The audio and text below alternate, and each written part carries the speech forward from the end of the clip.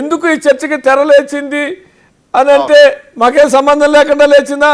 ఇది మీడియా సృష్టి అని కూడా అనొచ్చు మీరు మాట్లాడితే, మాకేం సంబంధం లేదని. జనరల్గా రాజకీయాలు ఇది రొటీన్ కాబట్టి. కానీ నేనేమంటానంటే నిప్పులేందే పొగలే రాదు అనే సామెతలాగా ఏమైనా ఉందా? అలానే ప్రేక్షకులకు మీకు అందరికీ నమస్కారం. మీరు చెప్పే విధంగా నేను ఇది మీడియా సృష్టి అని కానీ లేకపోతే ప్రతిపక్షాల కుట్ర అని కానీ నేనేం అనడం లేదు. బట్ ఇప్పుడు శివశంకర్ గారు ఏదైతే చెప్పారో దాన్ని నేను పూర్తిగా ఏకీభవిస్తున్నా. కొంతమంది ప్రతి రాజకీయ పార్టీలు కూడా అత్యుత్సాహమైనటువంటి వ్యక్తులు ఉంటారు. వాళ్ళు మాట్లాడేటప్పుడు ఒక్కొక్కసారి ఉత్సాహంతో మాట్లాడుతూ ఉంటారు.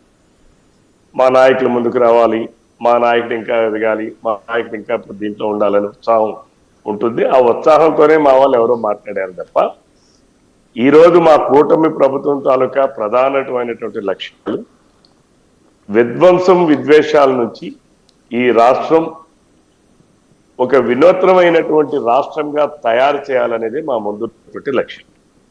మా నాయకులు చంద్రబాబు నాయుడు గారికి కానీ లేదు మా ఉప ముఖ్యమంత్రి పవన్ కళ్యాణ్ గారికి కానీ ఈరోజు భారతీయ జనతా పార్టీ ప్రధానమంత్రిగా ఉన్నటువంటి ఎన్డీఏ ప్రధానమంత్రిగా ఉన్నటువంటి మోడీ గారికి కానీ ముగ్గురు లక్ష్యం కూడా ఒకటే. నిన్నే మరి కేంద్ర హోంమంత్రి గారు వచ్చి చాలా స్పష్టంగా చెప్పారు.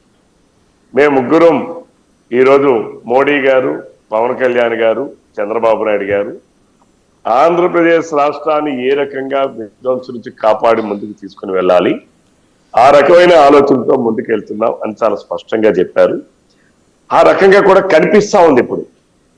ఇప్పుడు మేము ఈరోజు వారు ఉప ముఖ్యమంత్రి ఇంకోరు అనేది మా యువ నాయకుడు ఉప ముఖ్యమంత్రిగా ఉన్నా, లేదు మంత్రిగా ఉన్నా, లేదు మా పార్టీ ప్రధాన కార్యదర్శిగా మా లోకేష్ బాబు గారు ఉన్నా, ఏదున్నా ఈ రోజు ప్రభుత్వంలో కానీ పార్టీలో కానీ ఆయన పాత్రను ఎవరూ కూడా తీసేయలేనటువంటి. ఎందుకంటే ఈరోజు మా వాళ్ళ అందరికీ ఉత్సాహం ఏంటంటే ఈరోజు ఒక సాఫ్ట్వేర్ ని, ఒక టెక్నాలజీని అనుసంధానించడం ద్వారా పార్టీ సభ్యత్వ నమోదు కార్యక్రమాన్ని బహుశా భారతదేశంలో ఏ రాజకీయ పార్టీకి లేనంత విధంగా 1 కోటి మంది పైబడి సభ్యత్వం చేసినటువంటి సందర్భంలో ఉత్సాహంతో మా వాళ్ళందరూ మాట్లాడారే తప్ప దీనికి పెద్దగా ప్రాముఖ్యతను కానీ లేదు దీన్ని ఏదో పెద్దగా వ్యతిరేకంగా చూడడం కానీ లేకపోతే దీంట్లో కూటమిలో ఉన్నటువంటి ఏ రాజకీయ పార్టీలో ఉన్నటువంటి వాళ్ళని కానీ వ్యక్తులు కానీ అభిమానులు కానీ కార్యకర్తలు కానీ దాన్ని పెద్దగా తీసుకోవాల్సినటువంటి అవసరం.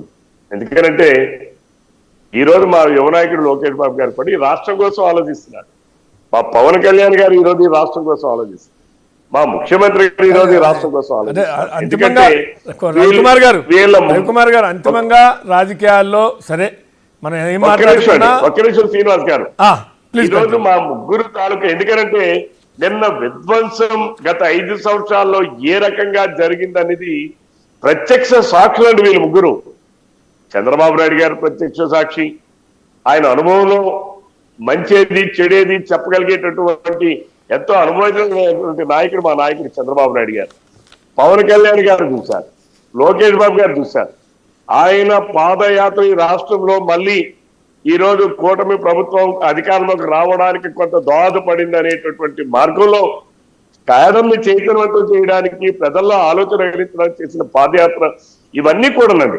కాబట్టి వీళ్ళకి ఎవరికి ఇప్పుడు పదవులు కాదు, పదవుల కన్నా మిన్నగా ఈ రాష్ట్రం ముఖ్యం.